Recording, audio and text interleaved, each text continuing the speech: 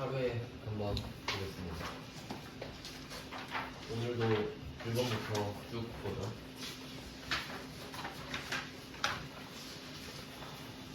이제 그 순서는 이제 본인에 맞게 정하셔야 되는 거예요.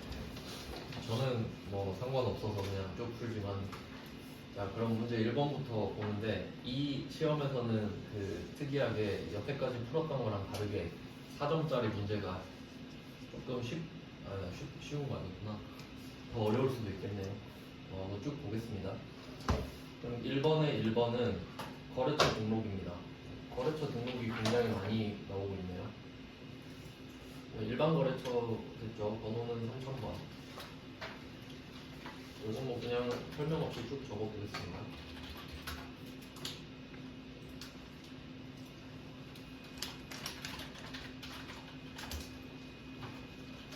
이건 뭐 그냥 받아쓰기밖에 안 되죠. 그냥 뭐 오타만 좀 조심하시면 될 것 같고, 주소는 뭐 어제 말씀드렸던 대로 그냥 타이핑 하시면 됩니다.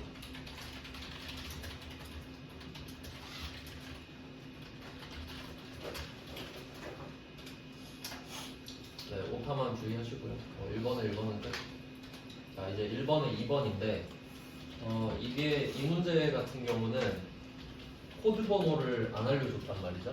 그때는 뭐 하는 법 제가 알려드렸었는데, 그때는 안쪽을 한번 클릭하신 다음에 뭐 안 해도 되는지 모르겠는데 전 안전하게 한번 클릭합니다. 안쪽 한번 클릭하고 컨트롤 F 누르면 검색창이 뜨죠. 번호를 안 알려줬으니까 찾을 수는 없잖아요. 그러니까 직접 찾을 수는 없으니까 컨트롤 F 띄워서 표준용도 운용자산을 검색합니다. 그러면 이게 비용 같은 경우는 번호가 여러 개 있을 수 있죠. 500, 800, 900 이렇게 있을 수 있는데 자산은 하나밖에 없거든요. 그래서 검색하면 나오는 186번 이쪽으로 가서 이제 검색창은 꺼도 되죠. 그리고 여기 오른쪽 있죠. 적용. 이쪽에서 적어주시면 돼요. 그리고 또 주의하실 거는 적용 1번인데 현금 적용가 아니라 대체 적용이라고 써있죠. 그래서 대체 적용 1번 쓰고, 이번에도 오타만 조심하시면 되겠네요.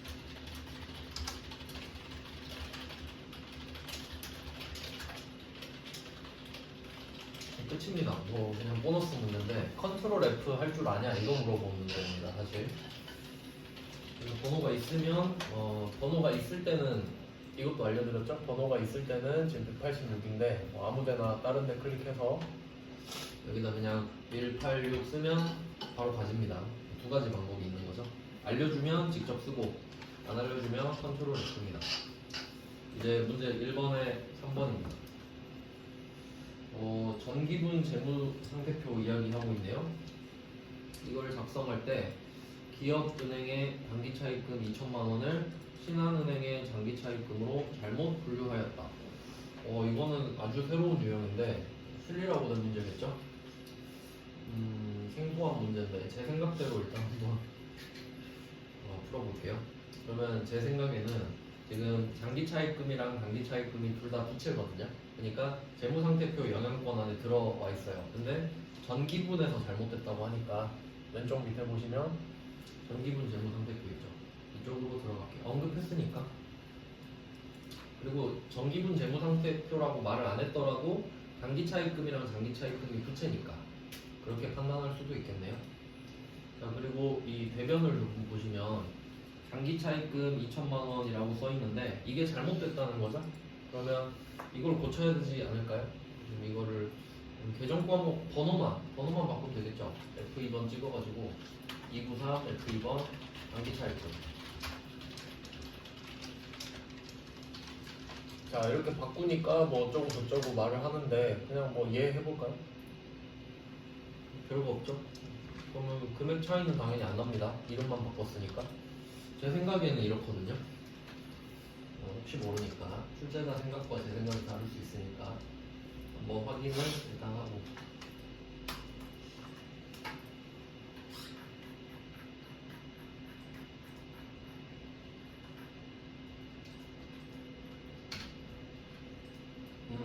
일단 여기서는 삭제하고 했네요. 자, 일단은 여기까지는 뭐 차이 없는 것 같아요. 자, 그리고 나서 또 해야 될 것. 거래처별 초기 2월도 말을 했죠. 원래는 우리가 거래처별 초기 2월 이것만 했었잖아요. 근데 방금은 이게 차입금 이름을 바꿔놓고 바꿔야 거래처별 초기 2월에서도 이름이 바뀌거든요. 그러니까 이렇게 하고 나서 하던 거 하면 된다 이런 것 같아요. 그러면 방금 장기 차입금은 아예 삭제를 해버렸고 단기 차입금 안 떠버리네. 그래서 새로 추가 입력하라고 했군요. 단기 차입금이 안 뜨시죠? 저처럼 하신 분들은 한번 들어가 보세요. 새로 만들면 되나? 이게 새로운 유형이어가지고 왠지 뭔가 제대로 연결돼서 넘어가야 될 것 같은데 새로 그냥 만들어도 되는 건가? 새로 만들어 볼게요 한번. 왜냐면 이건 새로 다시 하는 방법도 있으니까 제 생각대로 그냥 쭉 해보겠습니다. 여기다가 지금 단기 차입금이 있어야 되잖아요. 그냥 저는 새로 만들어 하니까 바로 나왔다. 자, F2번으로 단기 차입금을 찾았거든요. 그럼 금액이 저절로 2천만 원이 됐어요. 그렇죠? 그러면 이거는 컴퓨터가 알고 있다는 소리니까 끝인가 이게? 뭐 거래처 언급도 없죠? 네,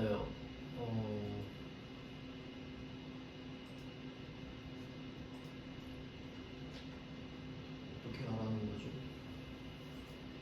거래처가 안 나오는데 이렇게 하면 잠깐 다시 한번 보여드릴게요. 어떻게 해야 되는지 좀 알 것 같아요.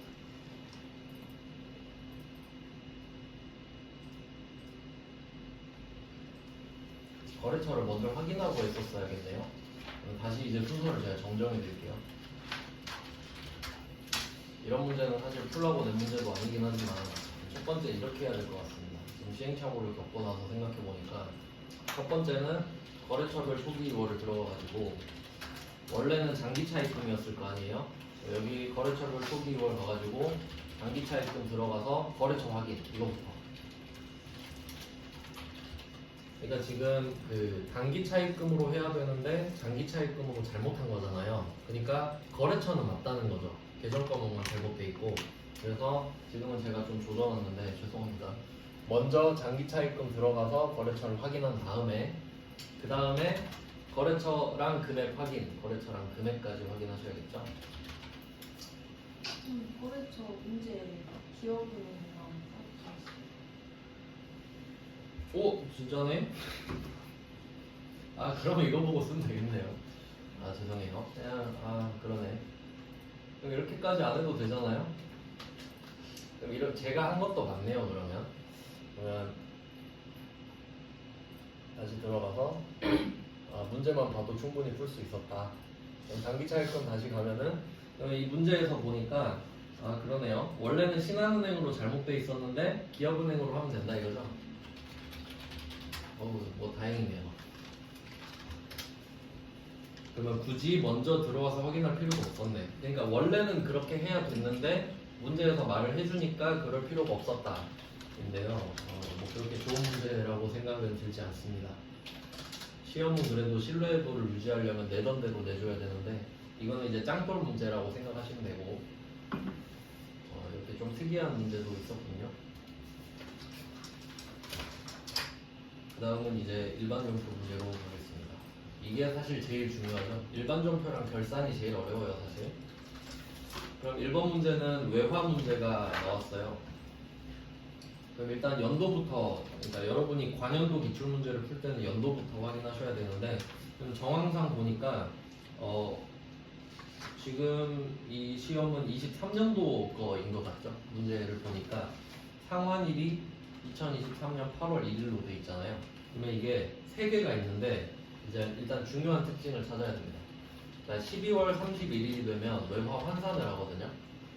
외화 환산 손익이 나올 거예요. 손실이든 이익이든 나올 건데, 근데 얘는 수익 비용으로 인식한다는 게 중요한 거예요.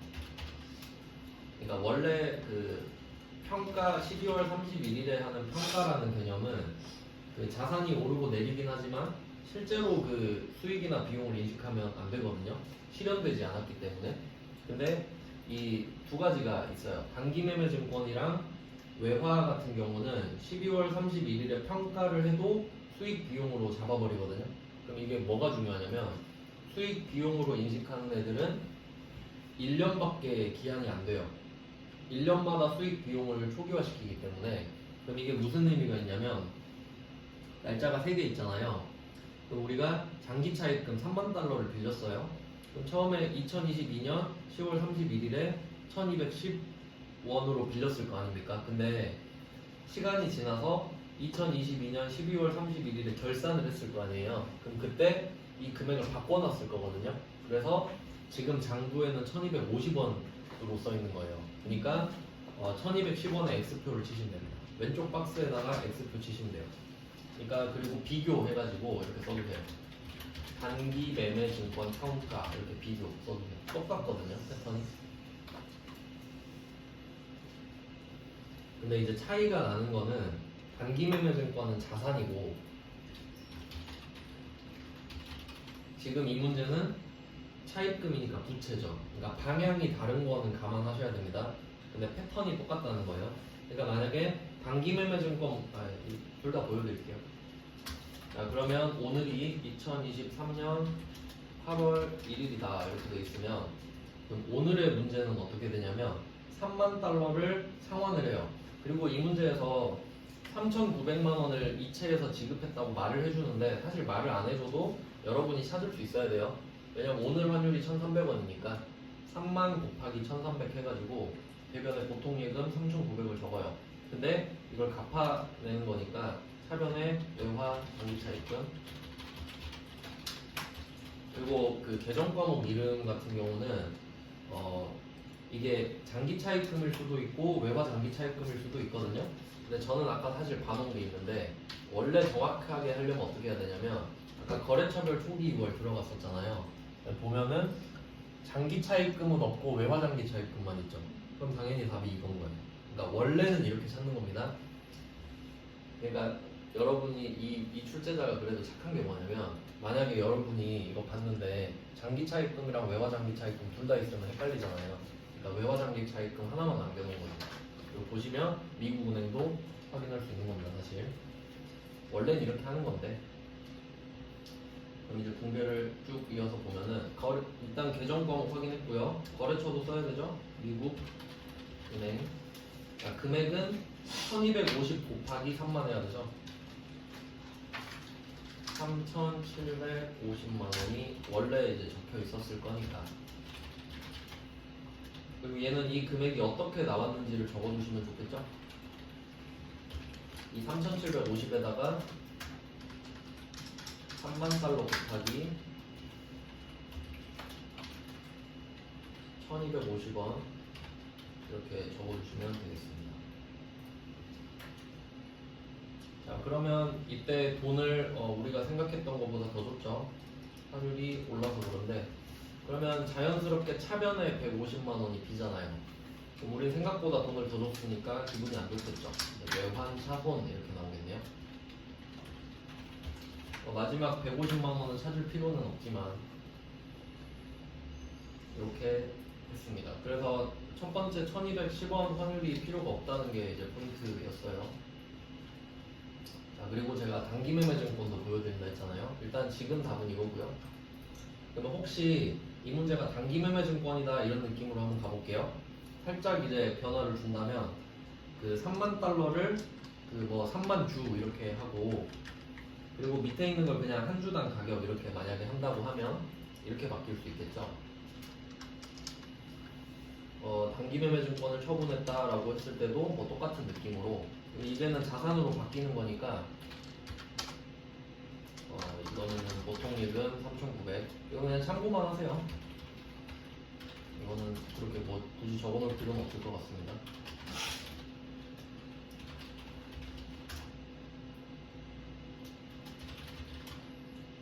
뭐 이런 느낌으로 갈 수도 있겠죠. 그럼 이게 정확히 차변 대변만 반대인데 이유는 얘는 부채고 단기 매매 증권은 자산이라서 그렇고요. 그리고 똑같다라고 말씀드린 거는 맨 앞에 22년 10월 31일의 환율 있죠. 그거랑 가격이랑이 필요가 없다는 겁니다. 왜냐면 수익 비용으로 인식을 하기 때문에 뭐 그런 내용이 있고요. 8월 1일에 차변에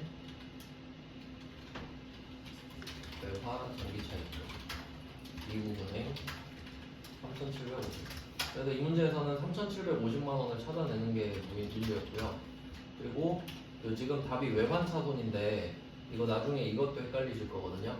외화 환산 손실이랑 또 헷갈리면 안 돼요. 환산이 들어간 거는 이제 12월 31일 평가 손실이라고 생각하시면 돼요. 그래서 지금은 외환 차손입니다. 거래가 끝났습니다. 미국은행도 잘 써주시고요. 그 다음에 2번은 어음이 부도 처리했다. 이거는 뭐 그냥 지식형 문제죠. 원래 매출거래처한테 어음을 받았다고 하면 원래는 받을 어음 이렇게 썼을 거 아닙니까? 여기서는 5천만 원인데 원래 우리가 물건 팔았을 때 이런 식으로 뭐 회계 처리했겠죠? 그럼 우리는 이걸 기다렸다가 돈만 받으면 된다 생각을 했을 텐데 부도가 나버린 거죠. 그 절차는 안 물어보니까 상관없고 그럼 계정 과목은 부도, 어음과 소표 이걸 써라. 그러면 우리 입장에서는 받을 어음 5천만 원은 없어지고 부도, 어음과 소표 5천이 생기는 겁니다. 거래처는 바꿔주셔야 돼요. 각각 써주셔야 되는 게 포인트입니다. 즉 모모 가방한테 5천만 원을 원래 기다리기만 하면 받을 수 있는 돈이었는데 그게 없어지고 이제 소송 걸고 좀 복잡한 절차를 거쳐야 되는 자산으로 바뀐 거죠. 뭐 간단합니다. 그냥 암기하시면 되는 문제예요. 대변에 받으러온 모모 가방 5천만 원, 하자는 부도, 어음과 소표 역시 모모 가방. 거래처를 2번 써야 된다는 게 포인트입니다. 약간 이 문제는 그거랑 비슷해요. 장기 차입금이 유동성 장기 부채 되는 문제랑 약간 비슷한 느낌이네요. 금액도 똑같고 거래처도 똑같고. 그 다음에 3번. 이건 그래도 좀 초기에 풀어봤던 문제인데 중간 배당금 1,000만 원에 대해서 원천징수세액 1,540만 원, 이거 15.4%죠. 이걸 제외한 금액을 보통예금 계좌에서 지급했다. 자, 이걸 푸는 요령은 우리가 돈을 준 거잖아요. 그래서 확실한 거는 대변을 완성시키면 편하거든요. 그럼 우리가 돈을 준다. 1,000만 원을 원래 줘야 되는데 저 사람이 1,000만 원 받으면 어차피 154만 원을 내야 돼요. 그러니까 내가 갖고 있다가 그것만 빼고 주는 거죠. 그럼 이때는 뭐 답은 그냥 바로 적을게요. 차변의 미지급 배당금 1,000만 원, 대변의 예수금 154만 원, 나머지만 보통예금으로 줍니다. 그래서 앞에서 이런 문제 푼 적 있는데 마지막 금액은 구할 필요는 없어요. 846만 원이긴 한데 이건 이렇게 생각하시면 편하다 그랬죠. 우리 회사가 직원한테 월급 줄 때 있잖아요. 월급을 줄 때 급여 이렇게 회계 처리하죠. 그리고 이 사람한테 월급 주면서 너 어차피 이 월급 받으면 이만큼 세금 내야 돼. 내가 갖고 있다가 내줄게 하는 것도 예수금. 이런 패턴이 똑같이 나왔죠. 그래서 쉽게 생각하면 우리가 주로 이제 개인한테 돈을 주면 원천징수를 하니까 개인한테 돈을 줄 때는 대변이 똑같다 생각하시면 되죠. 예수금하고 보통예금. 그러면 명분만 차변으로 적어주시면 돼요. 지금은 현금 배당이니까 미지급 배당금 적어주시면 되는 거고 월급 주면 급여, 그리고 뭐 강사를 불러서 교육시켰다 그럼 교육훈련비 이런 식으로 변주가 들어가는 겁니다. 그래서 뭐 이 문제도 이제 입력을 하면 이거는 그래도 좀 종종 내는 문제 스타일이네요. 이거 118회 풀 때도 나오지 않았나 그랬던 것 같은데 비슷한 문제가 나온 적이 또 있었죠. 그럼 차변에 미지급 배당금이 100만원, 이게 맥시멈이고 1000만원. 대변에 예수금 154만원 만들어주시고 그리고 보통예금만 또 추가하면 금액을 구할 필요는 없죠. 그래서 이렇게 원천징수 금액을 알려줬으니까 이 금액을 쓰라는 거고요. 혹시 원천징수세액을 안 알려주고 보통예금 얼마를 줬다 그럼 보통예금을 먼저 쓰는 게 유리하겠죠. 그 다음은 4번입니다. 기계를 공짜로 받았다. 이거 그냥 바로 적을게요. 자, 8월 31일에 차변의 기계장치. 그리고 얘는 돈 주고 산 게 아니기 때문에 그 공정가치로 갈 수밖에 없어요. 차변의 기계장치, 대변의 자산 수준 이익.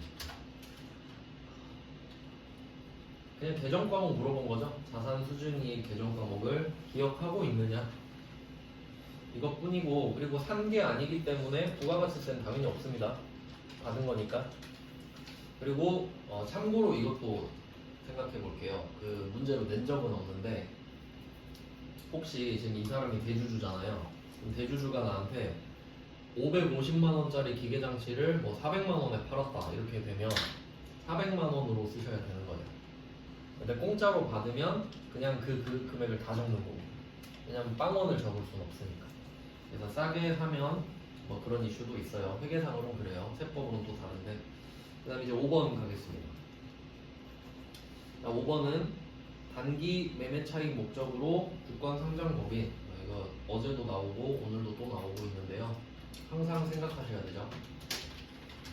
자, 주식을 샀다 그러면 먼저 이걸 생각합니다. 단기 매매 차익인가? 단기 매매 차익 목적인가? 그리고 상장 법인인가? 어제 풀었던 109회는 두 문제나 나왔었죠. 단기 매매 증권이. 지금도 하나 나왔네요. 근데 이번에는 단기 매매 증권을 사는 겁니다. 사는 거. 근데 보니까 둘 다 충족했죠. 그래서 단기 매매 증권이 됐어요. 둘 중에 하나라도 충족 안 하면 매도 가능 증권으로 이름이 바뀌는 거였죠. 자, 그러면 이제 분개를 해보면 2,000주를 2,000원에 취득했다. 그리고 액면 금액은 어때요? 남의 주식 살 때는 액면 금액 필요 없다 그랬죠. 삼성전자 주식 액면 금액 100원이라 그랬어요. 100원을 못 사죠. 액면 금액은 우리가 우리 주식 발행할 때 의미가 있는 겁니다. 그래서 여기선 액면 금액 X표 쳐주시면 되고요. 사는 거니까. 그럼 금액은 2,000 곱하기 2,000이겠네요.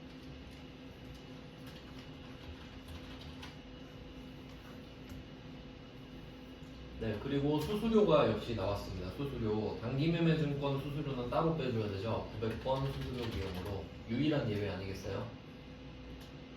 자산을 취득할 때 유일한 예외가 단기 매매 증권이었죠. 이걸 교통예금으로 지급했다고 합니다. 그럼 지금 답은 이건데 혹시 이거를 한 글자만 바꿔볼게요. 단자를 장자로 바꾸면 그럼 매도 가능 증권으로 바뀌죠. 그리고 숫자도 큰 걸로 바뀌는 거예요. 큰 매도 가능 증권 401만원 교통예금 이렇게 답이 바뀝니다. 항상 조심하셔야 돼요. 둘 다 시험에 잘 나옵니다. 입력하면서 또 보여드릴게요. 이런 답이 9월 11일자. 자, 단기 매매 증권은 하나밖에 없잖아요. 그래서 어제 이론 문제 풀었을 때 당좌자산이다 이것도 나왔었는데, 자, 이때 매도 가능 증권 나오면 주의하셔야 될 게 두 개 나오죠. 작은 게 유동, 큰 게 비유동이거든요. 근데 아무 설명 없으면 보통 비유동이에요. 그러니까 숫자 큰 게 답이 된단 말이죠. 근데 여기서 습관적으로 엔터 치면 오답이에요. 그러니까 매도 가능 증권은 한 칸 내려서 엔터 쳐야 된다는 것도 조심하셔야 됩니다. 지금은 뭐 단기 매매 증권이니까 두 개를 구분해서 써주시는 거죠. 900번 만원. 배변은 교통예금만 쓰면 끝이에요. 뭐 거래처 쓸 건 없고요. 어제는 파는 거 나왔었는데 오늘은 사는 거 나왔네요. 그 다음에 6번이죠. 6번은 외상 매출금 중에 100만원을 현금으로 받고, 혹시 이게 헷갈리시면 돈을 받았다 하니까 현금을 차변에 먼저 적고 이렇게 부셔도 상관없어요. 결과적으로 답만 맞으면 되니까. 그러면 그런 논리로 푼다면 차변에 현금 100만원, 자, 그리고 나머지는 다원이 발행한 약속보험으로 받았다. 자, 여기서 힌트가 되는 거는 이것도 한번 생각해 볼게요. 외상 매출금이 있다는 거는 그 외상 매출금이 400만 원인데 우리가 제품을 판 적이 있었다는 소리겠죠. 이런 회계 처리를 언젠가 했었을 거예요. 자, 그리고 이제 돈을 받는 날이 되니까 이 외상 매출금이 대변으로 오면서 돈을 받아내는 거겠죠. 자, 근데 이 외상 매출금이 없어지면 이렇게 현금을 받는 게 정상인데 이게 이제 어음으로 바뀌는 경우도 있잖아요. 밑에 답이 받으러움인데 그 이유를 생각해 보면 지금 이 외상 매출금을 가지고 유출을 해보면 이거 가지고 역추적해 보니까 제품 매출이었으니까 외상 매출금이었겠거니라고 생각한 거죠. 근데 이 외상 매출금이 어음으로 바뀌면 결국 이 받으러움도 제품 매출 때문에 생긴 거죠. 그러니까 받으러움이에요.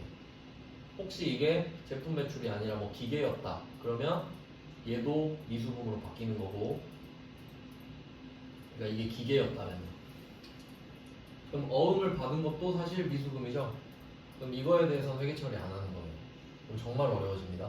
그러니까 만약에 이게 기계였잖아요. 제품 매출이 아니라 기계잖아요. 그럼 답이 어떻게 바뀌는지 보여드릴게요. 생각만 한번 해보세요.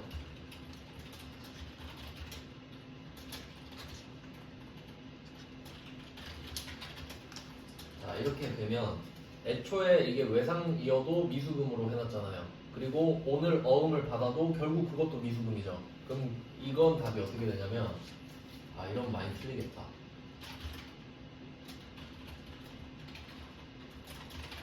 이렇게만 하는 겁니다. 왜냐면 300만 원은 안 바뀌었죠. 미수금 없어지고 미수금 생기는 거는 분배를 할 필요가 없잖아요. 아, 물론 이렇게 하셔도 되죠. 이렇게 하셔도 되는데 의미가 없잖아요. 그래서 이거 그냥 두 개 치워버리면 이렇게 될 수도 있겠죠. 아주 어렵게 내면 이렇게도 낼 수 있지 않을까? 그냥 뭐 생각해 볼 수는 있겠죠. 그래서 일단 지금 답은 이건데 이 외상 매출금이랑 받으러움은 둘 다 외상이기 때문에 거래처 둘 다 써주셔야겠죠. 거래처도 생각 잘 하셔야 됩니다. 줄 돈, 받을 돈에 거래처를 쓴다고 생각하시면 되거든요. 그래서 외상 매출금은 받을 돈이니까 거래처 자원 써놨던 거고,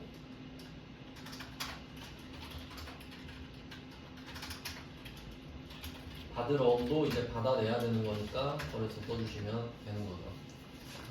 네, 일반전표는 이런 식이고, 여기서는 그래도 포인트 문제가 1번이랑 3번 정도? 그리고 뭐 무난한 편이네요. 그 다음 이제 메인 매출 점표로 가보겠습니다. 이번 회차는 메인 매출 점표가 좀 어려웠던 것 같아요. 자, 1번은 이거는 뭐 별 이슈가 없는데, 그리고 하나 체크할 건 있습니다. 지금 이 문제에서 제품을 팔고 카드로 결제받았거든요. 근데 이 안에 단서가 붙어있죠. 단, 신용카드 판매액은 매출 채권으로 처리할 것. 이거 한 줄로 끌게요. 이 말이 없어도 답이 안 바뀝니다. 이건 그냥 과잉 친절이에요. 얘는 뭐 별다른 문제가 없으니까 바로 입력하겠습니다. 7월 13일이고, 물건 팔 때는 제가 무조건 부가세 낸다 그랬잖아요. 그러니까 팔 땐 비교적 쉽죠. 그래서 그냥 얘는 17번 카과 찍으면 되고요. 그리고 주의하실 거는 이 정도 주의하시면 되죠. 만약에 여기다가 세금 계산서를 발급하고 대금은 카드로 결제받았다, 이런 문제가 나올 수 있거든요. 그럼 유형이 11번 과세로 바뀝니다. 붕괴는 그대로고, 그 정도 조심하셔야 됩니다. 근데 지금은 세금 계산서가 없잖아요. 그러니까 카드 점표가 메인이 될 수밖에 없는 거예요. 매출 카바니까 17번 찍고 저는 제품 매출 적을게요. 그리고 공급가액은 지금 카과, 건별, 현과는 금액을 부가세를 합친 금액 적어야 되죠. 그래서 카과 찍었으니까 공급가액은 550만 원. 거래처는 남양 가방. 자, 카드 골랐으니까 밑에 카드 고르라고 하겠죠. BC카드 하나밖에 없네요. 그리고 붕괴는 여기선 외상하면 되겠죠. 왜냐면 제품 팔았으니까. 제품을 팔고 카드 결제하면 결국 외상인 거죠. 그래서 2번 외상을 찍으면 끝이에요. 네, 뭐 그래서 혹시 카드 결제하면 미지급금 이렇게 외우시는 분들 계신데 그게 중요한 게 아닙니다. 그러니까 미수금 이렇게 외우면 되는 게 아니에요. 지금 결국 제품 매출을 하고 카드 결제는 그냥 외상 중에 하나의 수단일 뿐인 거죠. 그래서 외상 매출금인 거고 거래처는 BC 카드인 거. 분배를 카드로 해도 돼요? 카드로 잠깐만, 카드 한번 해볼게요. 미수금 나올까봐 안 했는데 똑같아. 그럼 돼요. 4번 카드 했는데 이제 미수금이 나왔다. 외상 매출금이 나왔다. 그럼 정답입니다. 그러면 보니까 시험장에서 세팅이 카드를 해도 외상 매출금 돼 있는 거니까 붕괴만 맞으면 되거든요. 그래서 지금 답은 2번으로 하셔도 답이고 4번으로 하셔도 답이에요.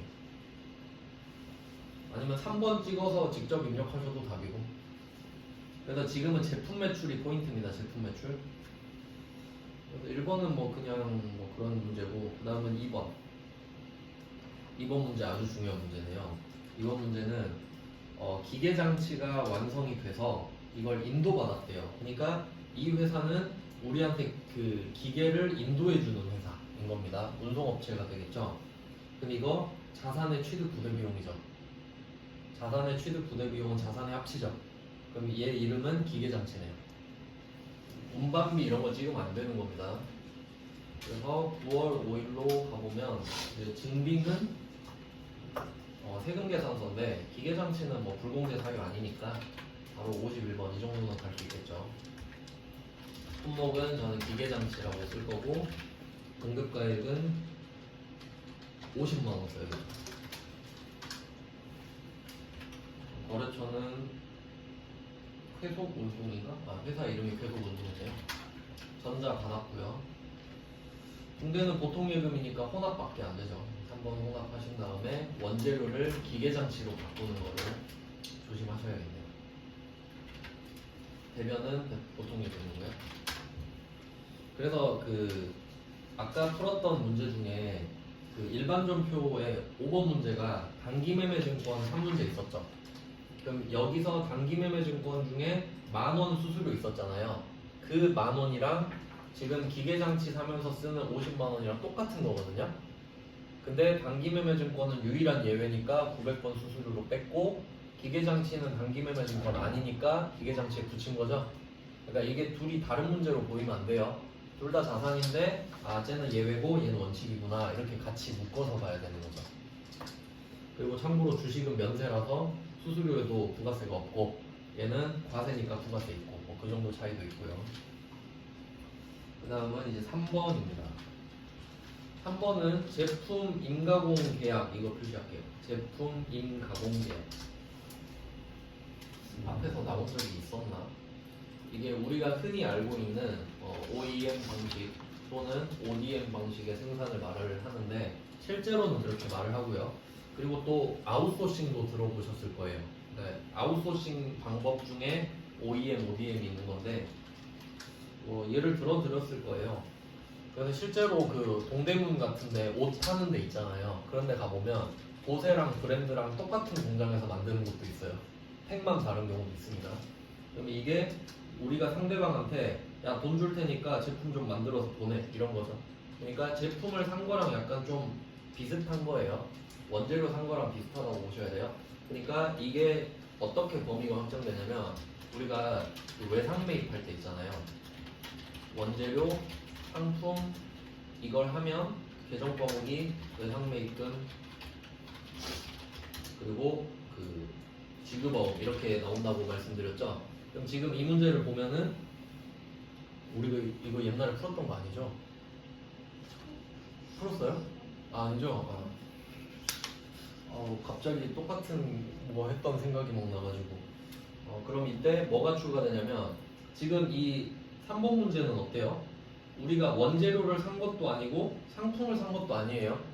돈 주고 제품을 납품받았죠? 그럼 이때 이제 쓰는 거는 외주 과목이거든요. 계정 과목이. 그러니까 비용만 준 거잖아요. 돈 줄 테니까 제품 달라고 했으니까. 그러니까 이게 원재료랑 상품 사는 거랑은 개념이 좀 다른 겁니다.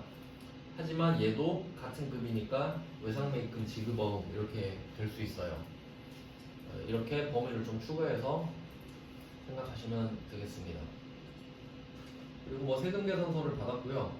외주가공비 말을 해줬네. 그래서 지금 이 출제자는 좀 착한 게 뭐냐면 결제 수단을 보세요. 보통 예금으로 이체했다고 돼 있죠.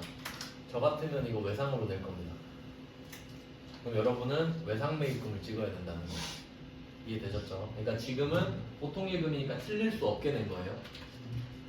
자기도 이제 논란 되기 싫겠죠. 그래서 외주 방법이 이게 외상매입금 지급어음의 범위에 포함된다는 거 정도가 중요한 겁니다. 이 문제는.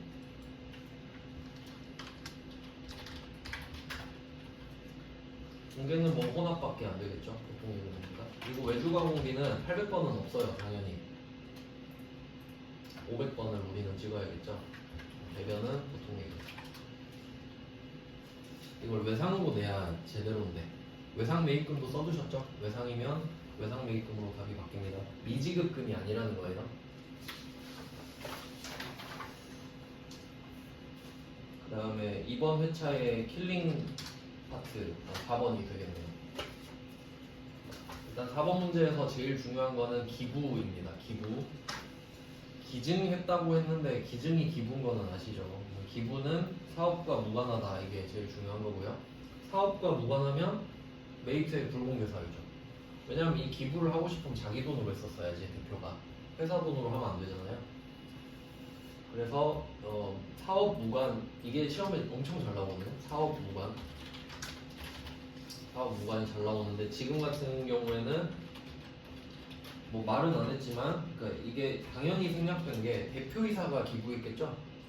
법인은 자기 생각이 없잖아요. 대표이사가 기부했다거나 아니면 앞에서 뭐 그런 문제도 보셨잖아요. 대표이사가 자기 그 사적인 일로 결혼식장 비용을 뭐 썼다, 뭐 자기 자식 선물 줬다, 뭐 이런 것들 있죠. 사업 무관으로 묶어주시면 됩니다. 불공이죠. 그러면 세금계산서를 받고 불공제 사유니까 54번 불공이 성립하는 겁니다. 자, 품목은 그냥 기부금 주면 되겠죠. 비용이니까. 그러니까 이 3D 프린터는 우리를 거쳐갔지만 우리가 갖고 있는 게 아니기 때문에 그냥 비용으로 처리하는 게 맞겠죠. 공급가액은 350만 원.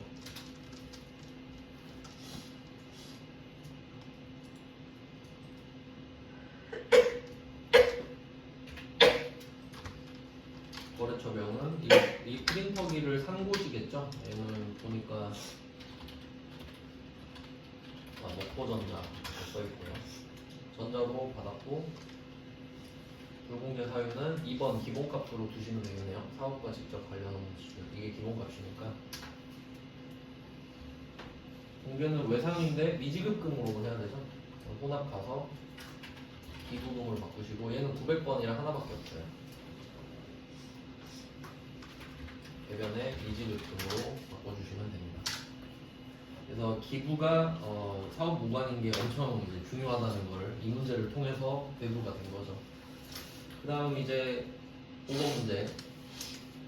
복합기를 구입하고 카드로 결제했다.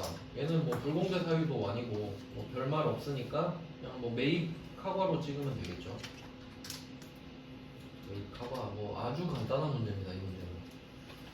57번 매입 카과. 품목은 뭐 복합기인데 그냥 비품으로 써놓는 게 편하겠죠. 그리고 카과, 현과, 건별에 해당이 되기 때문에 부가가치세가 포함된 165만 원을 적을게요. 거래처는 증빙 안에 OK 사물을 찾아야겠죠. 실제로 시험 보실 때는 OK 사물 이거 적는 것보다 이렇게 좀 표시를 해주시는 게 좋겠죠. 시간 좀 아끼려고. 최대한 어떻게 해야 시간을 아낄 수 있는지 생각해 보세요. 자, 여기서는 카드가 여러 개 있는데 하나 카드가 되겠다. 중개는 그냥 4번으로 마무리할까요? 4번 카드를 찍고 원재료는 비품으로 바꿔주셔야겠죠.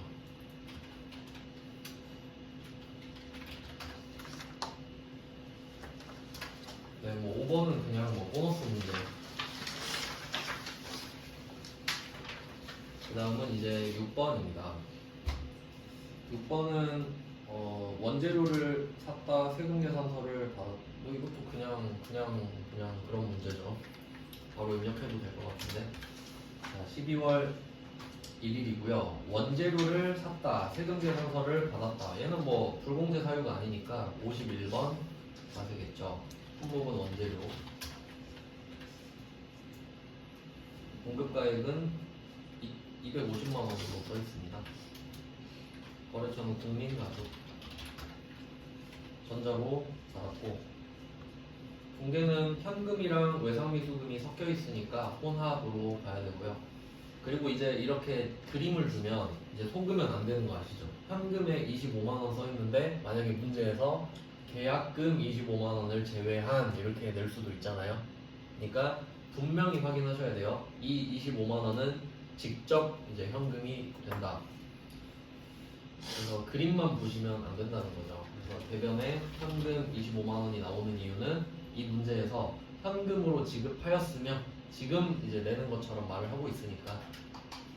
네, 이게 계약금으로 바뀔 수 있다는 것도 알아두셔야 됩니다. 현금 25만 원. 자, 대변은 외상 매입금이 되겠죠. 원재료니까 외상 매입금. 그러니까 이게 외주 가공 비용도 외상 매입금. 그럼 기계면 미지급금 이런 식인 거죠. 뭐 전혀 여기서도 포인트 문제가 아니고요.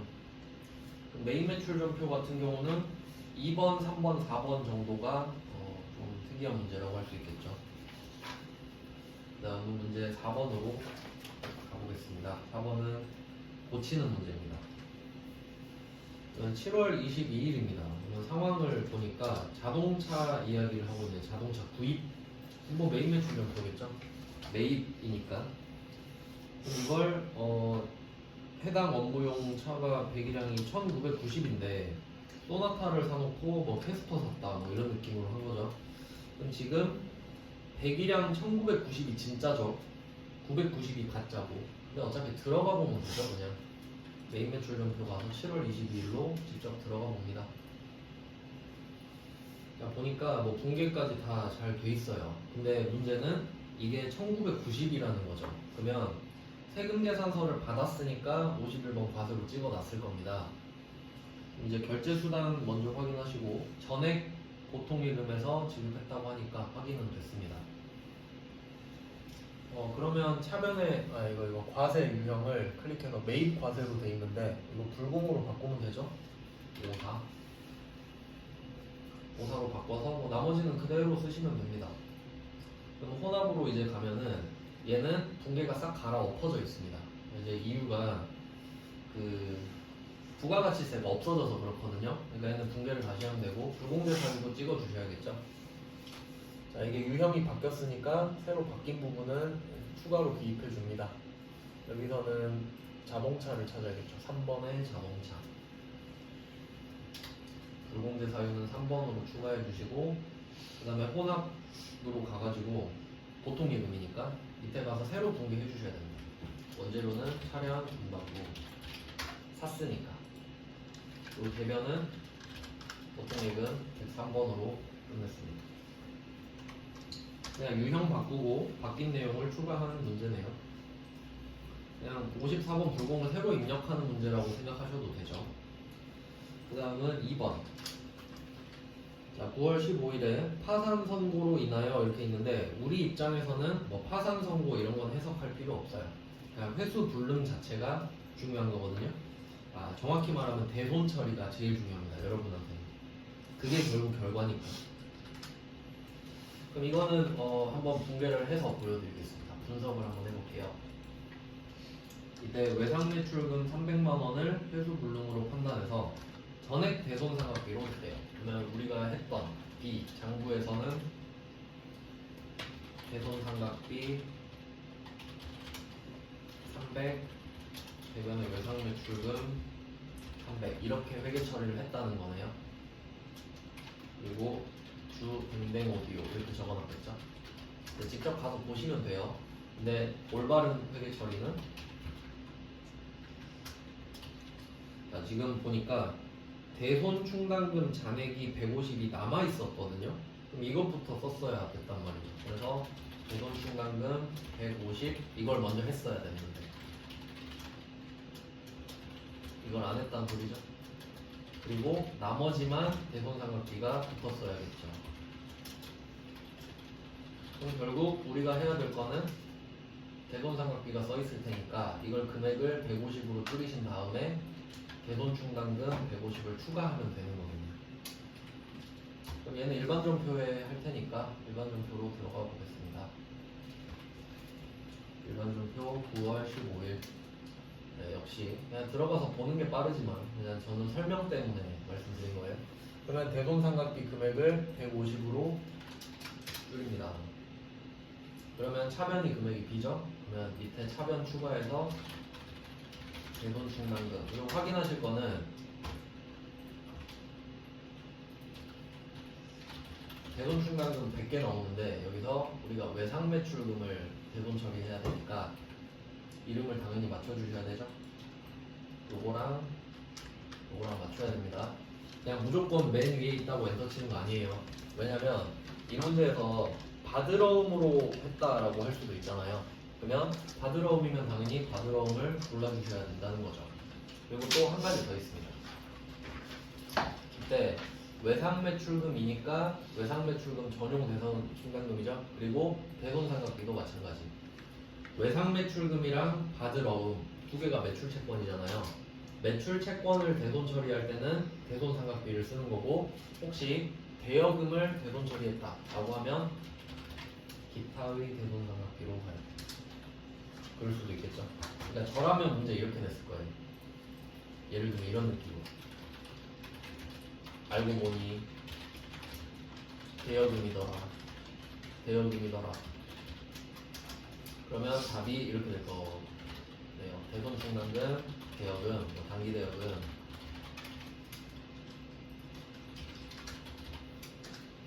하고 충당금은 뭐 150 똑같다고 치고, 그러면 뭐 단기 대여금 이렇게 칠 거 아니겠어요? 네, 그리고 여기까지는 다 잘 할걸요. 여기까지는. 근데 밑에서 틀리겠죠. 기타의 대손삼각비 찍어야 되는데, 그래서 각각 영향을 미치는 거를 생각을 해주셔야 됩니다. 두 개 다 영향을 미치는 거거든요. 대손 처리할 때 이거 꼭 생각하셔야 됩니다. 그러면 혹시 바드러움이면 대손 충당금 바드러움 거 쓰고 대손 삼각비는 안 변하죠. 매출 채권이니까 항상 생각하셔야 됩니다. 그리고 뭐 더 알려드릴 게 없나? 네, 이렇게. 네, 이 문제는 이렇게 하면 되겠네요. 여기까지 봐놓고 이제 좀 쉬다가 나머지 주제들 보겠습니다.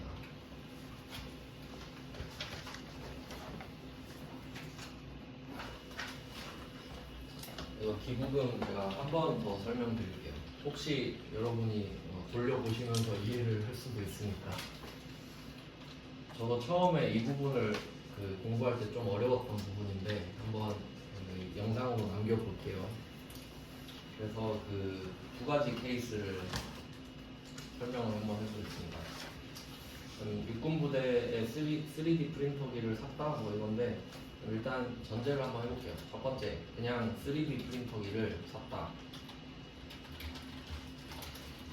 약간 비품 느낌으로 샀다고 해볼게요. 유형자산 느낌으로. 그럼 이때 회계 처리를 생각을 해보면 유형은 그냥 51번 과세, 매입 과세로 해서 비품 350, 뭐 오른쪽은 상관없으니까 그냥 현금이라고 할게요. 385만원. 부가세 대급금 그냥 부대라고 칠게요. 풀네임을. 자, 이런 회계 처리를 했을 겁니다. 그럼 여기서는 순수하게 내가 유형자산으로 쓰려고 산 거예요. 그러면 이건 불공제 사유가 아니죠? 왜냐면 기부하는 거는 기부하는 거고 이건 내가 쓸 거니까 세액공제를 받는단 말이죠. 자, 그러면 두 번째, 쓰다 보니 별로다, 기부해야겠다. 뭐 이렇게 문제를 낼 수도 있겠죠. 굳이 만든다면. 자, 그럼 이때는 두 개로 또 나눠지는 겁니다. 그러면 이때 2-1부터 가볼게요. 2-1번 누구한테 기부할 거냐? 국가 지자체가 아닌 경우. 첫 번째, 국가 지자체가 아니다.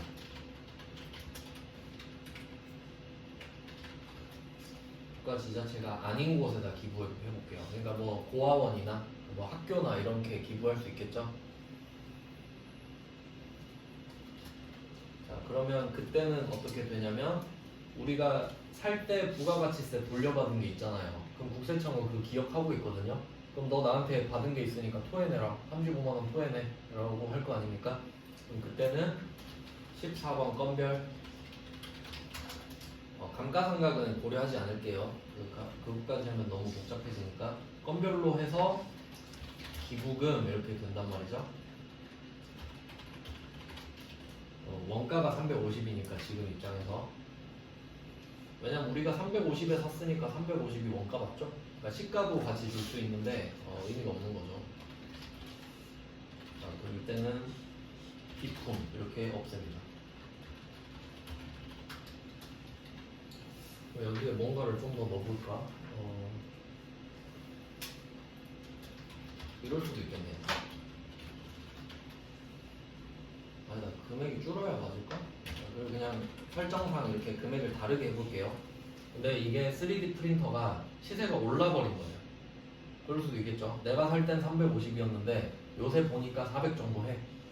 그러면 국가 입장에서는 야, 너 그거 판 것처럼 해, 판 것처럼 하면 우리는 이걸 440에 팔았다 치면 40을 내야 되죠. 그러면 이때 부가세 예수금이 40이 되는 거예요. 시가에 영향을 받으니까. 근데 일부러 지금 같이 설명드리려고 비품은 원가죠. 부가가치세는 시가 기준으로 가는 겁니다. 그러니까 지금 회계랑 부가가치세랑 섞여서 그래요. 회계랑 세법이 섞일 수밖에 없거든요, 확실히. 왜냐면 당연히 세법의 영향을 받아서 회계 처리를 하니까. 자, 그래서 이렇게 되는 게 2-1번 케이스입니다. 먹은 거 토해내는 케이스인 거지. 근데 지금은 제가 일부러 시가를 높였는데 시가가 떨어졌을 수도 있죠. 300으로 떨어지면 부가세 예수금은 30인 거예요. 그냥 말 그대로 시가 기준인 겁니다. 오르든 말든. 그러니까 먹었으니까 토하라라는 논리예요. 자, 근데 이제 두 번째로 갈게요. 2-2번 국가 지자체다. 여기 나와 있는 임금 부대, 임금 육군 부대 이렇게 하면 얘는 국가죠. 국방부니까. 그러면 여기다 주면 면세인 거잖아요. 그러면은 일반 돈 들어가겠지. 그럼 기부금은 어떻게 되냐? 그냥 잠깐만, 죄송해요. 금액을 안 고쳐놨네. 당연히 이제 대변 금액 합계가 차변이 돼야 되죠. 얘는 부가가치세가 안 붙으니까 이렇게 끝나는 거예요. 일반적으로 부가가치세가 없잖아요. 그래도 이렇게 하면 이해하실 수 있지 않을까? 언젠가는. 처음에만 좀 그렇지 계속 보다 보면 그냥 당연해질 때가 올 거예요. 그래서 다시 정리해 볼게요. 1번, 2번은 두 개 있죠. 그러니까 1번에서 2-1번으로 가느냐, 1번에서 2-2번으로 가느냐, 이 둘 중에 선택의 문제거든요. 그럼 처음에 샀을 때 세액공제 받은 건 안 어렵죠? 당연한 거니까. 그럼 국가는 우리가 이거 끝까지 쓸 줄 알았겠지. 아니면 팔면 부가세 갖고 올 줄 알았죠? 근데 기부해 버렸잖아요. 근데 그 대상이 국가 지자체가 아니야. 그러면 야, 부가세 먹은 거 갖고 와, 이런 느낌이고. 근데 그걸 기부할 때 국가 지자체한테 하면 결국 국세청도 국가잖아요. 그럼 자기한테 준 거랑 똑같거든. 그럼 부가세를 굳이 거둘 필요가 없으니까 면세로 되니까 일반전표로 가버리는 거예요. 그래서 우리가 문제 푼 것 중에 기부한 거 엄청 많잖아요. 그래서 일반전표에 나왔던 기부금은 전부 다 뭐 주민센터, 육군부대 이런 게 국가 지자체라서 그래요. 그러니까 일반전표 기부금 문제 나오면 다 국가 지자체였던 거지. 근데 여러분이 풀었던 것 중에 메인 매출 전표에 14번 건별 문제도 있었거든요. 이제 그건 아마 직원한테 선물로 줬다 이런 거였을 거야. 아니면 거래처한테 선물로 줬다거나. 그러면 그때는 복리후생비나 뭐 기업업무 추진비로 계정 과목만 바뀌지 이 왁구가 바뀌진 않아요. 네, 그래서 이거 알아두시면 좋아요. 이게 진짜 중요한 거거든요. 뭐 헷갈린다고 하셨으니까 좀 자세히 설명해 드렸습니다. 그러니까 그 약간 접대 기부 이 느낌이 사자마자 이제 그 매입세액을 못 돌려받는 느낌이랑 그 줄 때 부가가치세를 뜯기는 느낌 두 개가 있는 거예요. 이렇게 받고 이제 문제 5번 가겠습니다. 결산이에요. 결산은 자동 결산이랑 수동 결산을 일단 구분을 해 볼게요. 3번만 자동이네요. 3번만 자동입니다. 자동 결산인데 이게 말을 좀 애매하게 해놔서 제가 일단 좀 자세하게 해석을 좀 해드릴게요. 지금 3번이 대손 충당금 설정하는 문제인데 이거는 자동이거든요. 여러분이 붕괴를 직접 안 하셔도 돼요. 직접 하셔도 되고. 근데 여기서 말을 하는 게 뭐냐면 미수금 거만 미수금의 1% 설정해라 이렇게 됐죠. 그럼 이렇게만 했으면 됐거든요. 근데 괜히 쓸데없는 말을 하고 있어요. 자, 혹시 제가 이것 때문에 오해하실까봐 설명을 좀 드릴게요. 왜냐면 제가 설명한 거랑 이 사람이 말하는 거랑 충돌하는 게 있기 때문에 좀 오해 소지가 있거든요. 일단 제가 알려드린 건 뭐였냐면 저는 수취채권으로 알려드렸어요. 수취채권은 시간만 지나면 돈을 받을 수 있는 권리를 말해요. 그러니까 그냥 돈 빌려주고 받거나 물건 외상으로 주고 받거나 이런 거 말해요. 자, 근데 이 수취채권은 제가 두 가지 있다고 그랬죠. 매출채권. 매출채권은 외상 매출금이랑 받으러움. 그리고 매출채권이 아닌 게 기타채권이다 이렇게 말씀드린 적이 있거든요. 그러면 여기서 기타채권은 보통 뭐 미수금이나 대여금 정도 더 있지만 이 두 개만 있다고 생각하셔도 돼요. 자, 저는 이렇게 알려드렸거든요. 그럼 저한테 이렇게 배우셨으면 기타채권이라고 하면 미수금, 대여금 이게 떠오르겠죠? 그건 제 기준이고. 근데 지금 이 출제자는 뭐라고 하고 있습니까? 기타채권은 제외 이렇게 됐죠. 그러면 제가 알려드린 기준으로 하면 충돌하죠. 미수금을 하라 그래놓고 기타채권은 하지 말라 그랬으니까. 근데 여기서 말하는 기타채권은 뭐냐면 여기서 말하는 기타채권은 이렇게 좀 써놓을게요. 미수금을 제외한 이렇게 살짝 껴놓을게요. 이거 기타채권 앞에다가.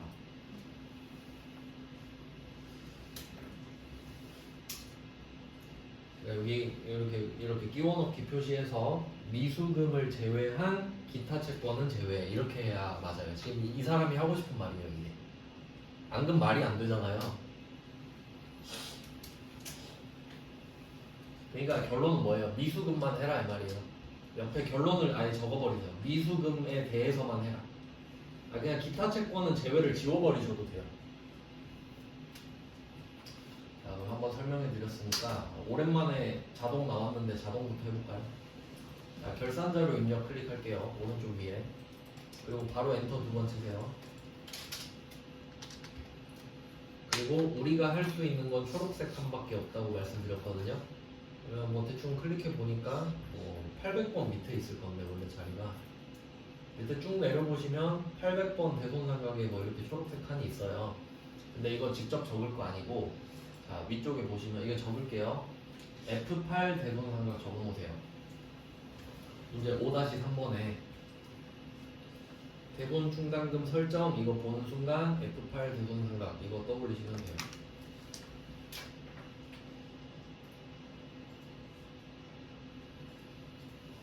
자 이쪽으로 들어오셨나요? 클릭해 보셨죠? 그러면 확인하실 거 대손율 확인합니다. 1% 잘 돼 있나요? 네, 그러면 냅두시고 자 그럼 우리가 갖고 있는 채권이 5가지 종류가 있죠? 자 근데 여기서 미수금만 하라고 그랬는데 자 여기 잘 보면 왼쪽에 잔액이 있거든요. 여기에 얘가 1%를 곱해서 이 금액들을 다 적어놓은 거예요. 지가 알아서 한 거예요. 근데 여기서 결산 반영을 눌러버리면 다 반영되거든요.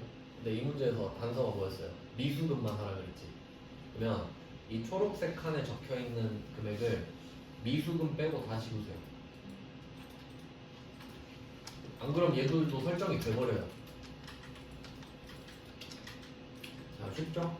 그럼 혹시 문제에서 이런 문제 많이 나왔거든요. 매출 채권에 대해서만 1%를 설정해라 하면 외상 매출금 받으러 온 빼고 다 지우는 거예요. 이해되셨죠? 네, 여기서 미수금만 하라 그랬잖아요. 그럼 미수금 30만원 냅두고 다 지우셨죠? 그 다음에 또 적으세요. 결산반 순서를 적으세요. F8 대손상각 미수금 외의 거 다 지우고 결산 반영 이렇게. 끝이에요. 엄청 쉽죠? 이런 게 자동 결산의 묘미거든요. 뭐 끝입니다. 그리고 왼쪽 위에 점표 추가, F3 점표 추가까지 적어도 돼요.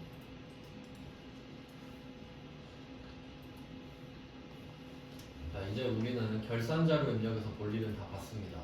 그럼 이제 형식상 확인해 볼게요. 일반 점표 가서 확인도 할 겸 어차피 입력도 해야 되죠. 일반 점표 12월 31일로 가시면 여기서 방금 한 거 한번 찾아볼까요? 맨 마지막 분기 한번 보세요.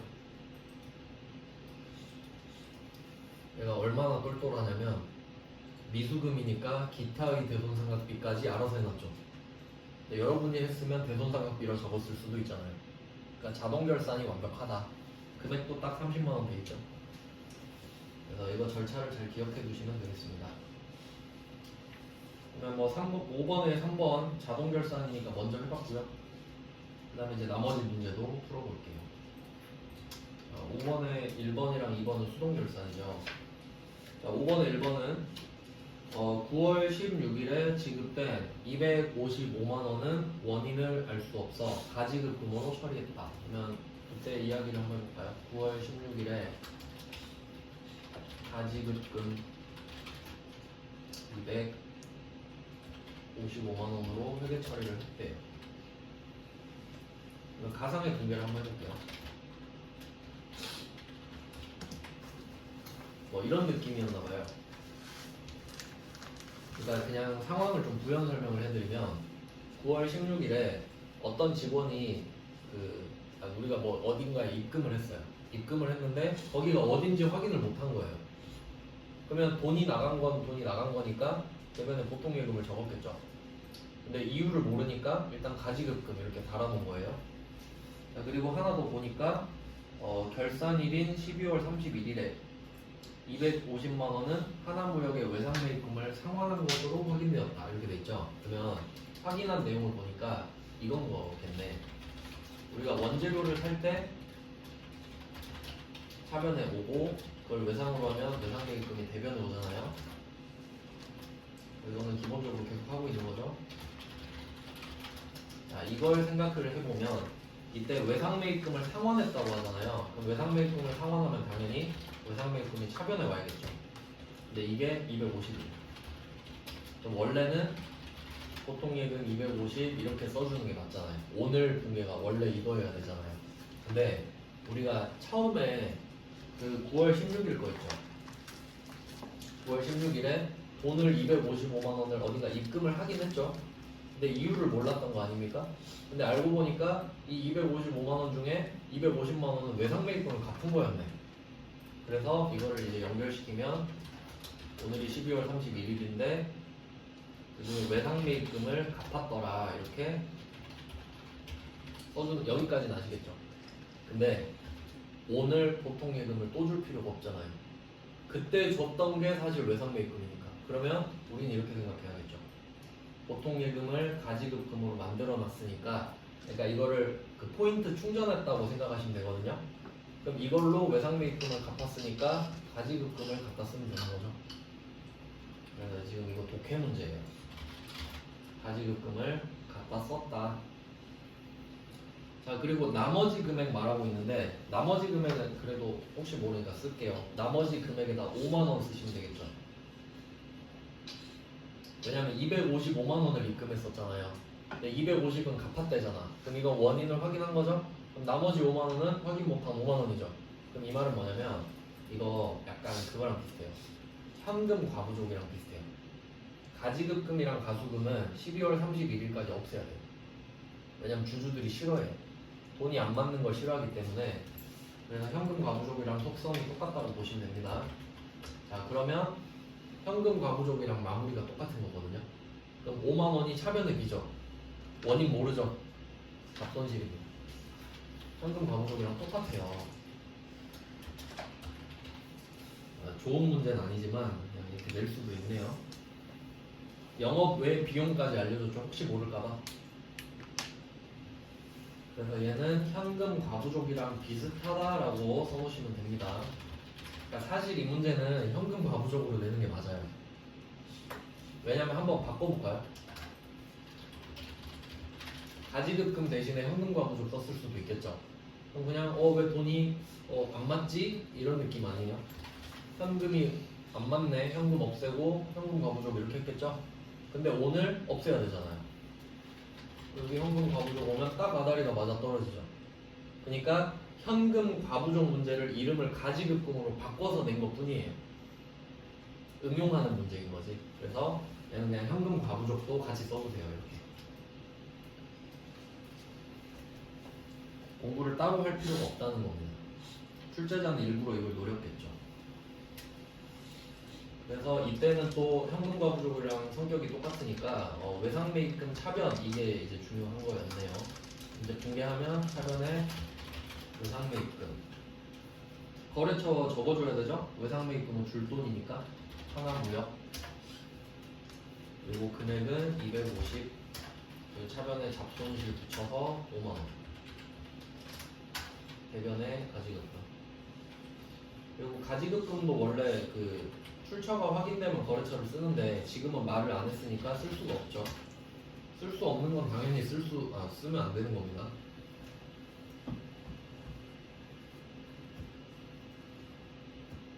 자 이제 2번으로 갈게요.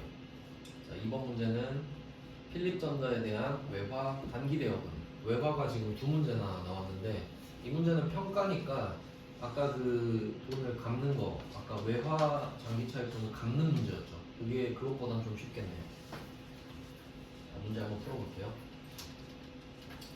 자 그러면 잔액이 6천만 원이다 돼 있는데 그러면 이걸 옆에 뭐 따로 적어두셔도 되겠는데 단기대여금 3만 달러 곱하기 얼마 하면 6천만 원 이렇게 나오는 거죠. 그럼 이 물음표를 일단 찾는 게 중요하지 않겠습니까? 몰라도 상관은 없는데 그냥 한번 찾아볼게요. 그러면 6천만 원 나누기 3만 달러 하면 2천원 확률이 2천원? IMF 때도 이렇게 높진 않았는데 뭐 그럴 수도 있겠죠. 그냥 문제만 낸다고 하면 현실감이 너무 없네요. 그래서 이때 환율이 2,000원이었다는 걸 알아냈어요. 확인 완료. 그러면 제가 그 외화 설명드렸을 때 이렇게 나눠서 설명드렸죠. 3만 달러 있죠. 이건 불변이죠. 3만 달러 자체가 뭐 3만 1,000달러로 바뀌진 않잖아요. 근데 이때 2,000원이었는데 얘는 변하죠. 얘는 변할 수도 있죠. 가변이죠. 그럼 얘가 어떻게 바뀌었는지 찾으면 되겠죠. 근데 와 이거 갈수록 태산이네. 2,200원. 뭐 듣도 보도 못한 확률인데 현실감이 너무 없네요. 좀 이상한 문제가 됐네. 그러면 어쨌든 이렇게 된 겁니다. 그럼 여러분의 기분을 파악해 볼게요. 지금 200원 올랐죠. 기분이 좋아요. 왜냐면 대여금이거든요. 그러면 200원이 좋은데 3만 번 좋죠. 그래서 차액인 200원을 구하고 곱하기 3만을 하시면 600만 원 기분이 좋은 거예요, 여러분. 근데 또 이렇게 계산할 수도 있어요. 총액으로 구하셔도 상관없습니다. 2200이죠. 그러면 3만 곱하기 2200 하면 6600이거든요. 그럼 결국 600 올랐잖아요. 그래서 어쨌든 600만 원을 찾으시고 차변에 단기대여금 자산의 증가 거래처 써야 되죠. 필립전자 600 그리고 얘는 외화 환산이익입니다. 외환 차익이 아니에요. 외환 차익은 거래가 끝나고 진짜 돈 받았을 때. 근데 지금은 그냥 뇌피셜이죠. 오늘 받으면 600 더 받는다. 기분 진짜 좋다. 그러면 외화 환산이익인 거죠. 그리고 얘는 그 단기 매매 증권 평가랑 비슷하죠. 그러니까 이것도 이렇게 생각해 볼 수 있잖아요. 예를 들면 단기 매매 증권 3만 주인데 곱하기 2,000원이었다. 뭐 이럴 수도 있는 거죠. 2,200원이면 똑같은 거 아닙니까? 그러면 얘는 단기 매매 증권 600, 단기 매매 증권 평가이익 600 이렇게 되겠죠. 그러니까 이렇게 같이 묶어서 비슷한 것들은 묶어서 생각하시면 되겠습니다. 평가는 한 줄이어서 쉽죠. 그리고 이 문제는 꼭 같이 보세요. 그 번호 묶어가지고 문제 2번에 1번이죠. 2번에 1번이랑 꼭 같이 보세요. 제가 적어드릴게요.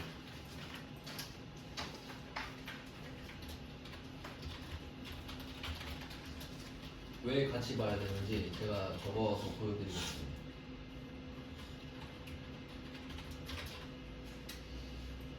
이런 거가 사실 공부에서도 중요해요. 자주 보고 외우는 것보다 이렇게 좀 비슷한 것들 묶어서 공부하시는 게 진짜 도움이 많이 돼요.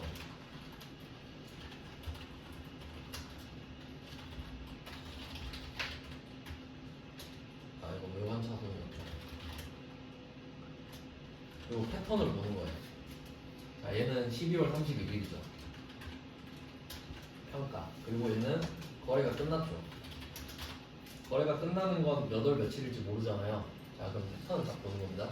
12월 31일은요 무조건 차변 대변 하나씩 나와요. 왜냐면 차이만 조정하잖아요. 12월 31일은. 그러니까 무조건 차변 대변 하나씩 나오는 거예요. 자, 근데 거래가 끝나면 어떻겠어요? 내가 알고 있던 금액 3,750 그리고 내가 준 금액 3,900 이 두 개가 같을 리가 없죠? 그럼 반드시 세 개가 나옵니다. 이런 느낌도 알고 계시면 편해요. 그러니까 12월 31일은 두 개로 끝. 근데 거래가 끝나는 건 세 개 나옵니다. 알고 계시면 나쁠 거 없겠죠. 네, 이렇게 해서 결산보 다 봤습니다. 그럼 뭐 이것도 형식적으로 입력을 하면 차변의 단기 대역은 필립 600 대변은 외화 한산 이익이 돼요.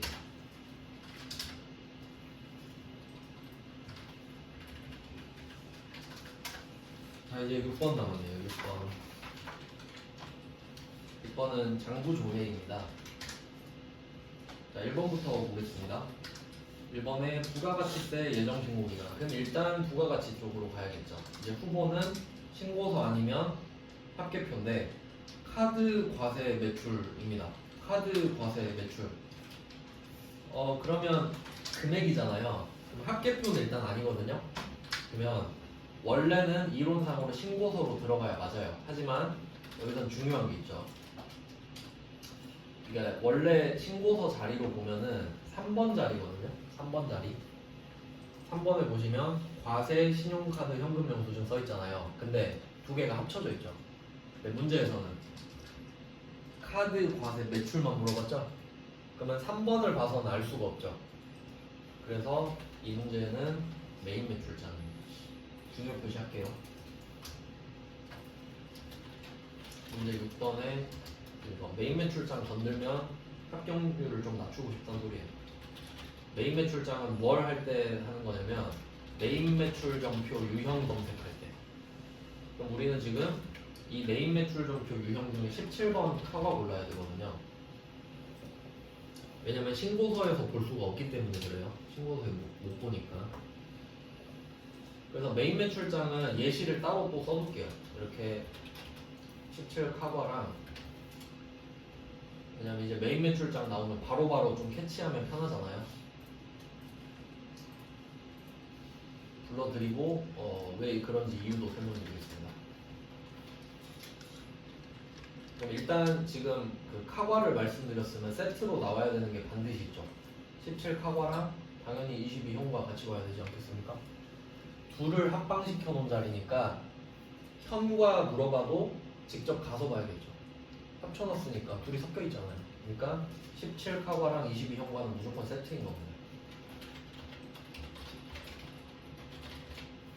번호가 뭐 10번 때, 20번 때는 매출인 거 아시죠? 그리고 혹시 이것도 물어볼 수 있어요. 면세도 물어볼 수 있거든요. 면세는 매출 면세로 해야 되나? 매입 면세로 적을게요. 53번 면세.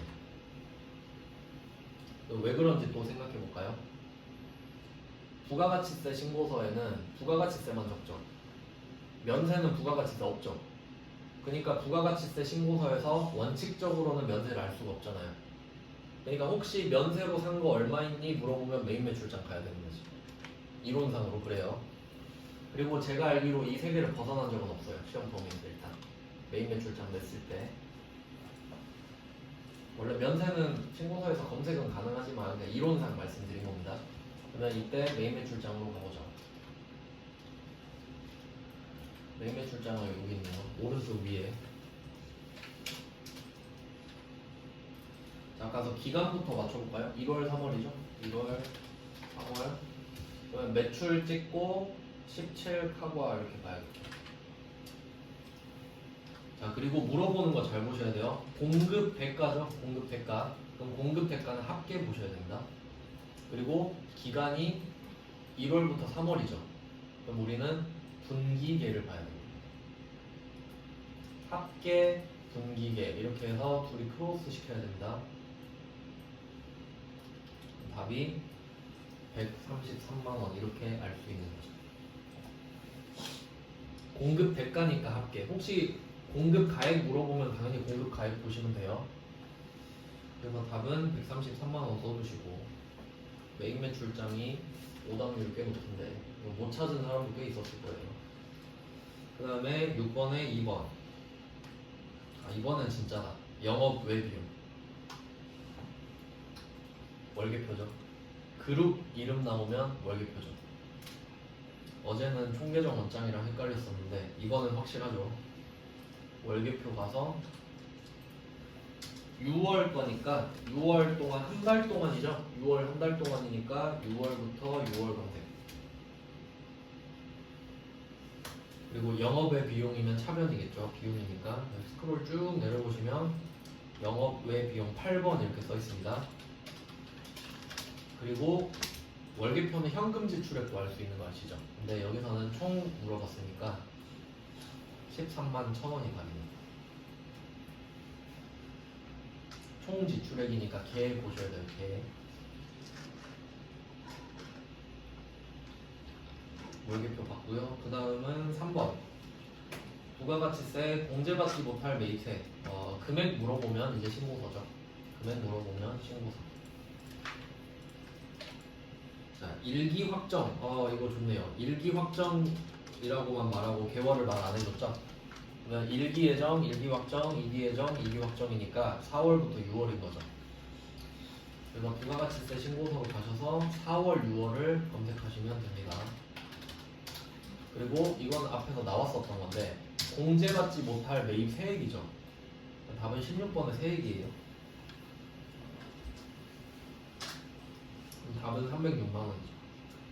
자, 이제 다 확인이 됐어요. 아, 그리고 온 김에 한번 보시면 한번 보세요. 아까 그 금액이랑 다르죠? 당연히 다르지. 왜냐면 이건 두 개가 합쳐져 있으니까. 같을 수도 있지만 그건 도박이죠. 근데 이 문제를 냈다는 건 다르게 했을 확률이 높거든요. 찍어서 맞히게 냅둘 확률이 좀 적어요. 아니다. 죄송해요. 1월 3월로 가요. 어쨌든 다르죠. 1월 3월로 제가 들어왔는데 어쨌든 다르죠. 네.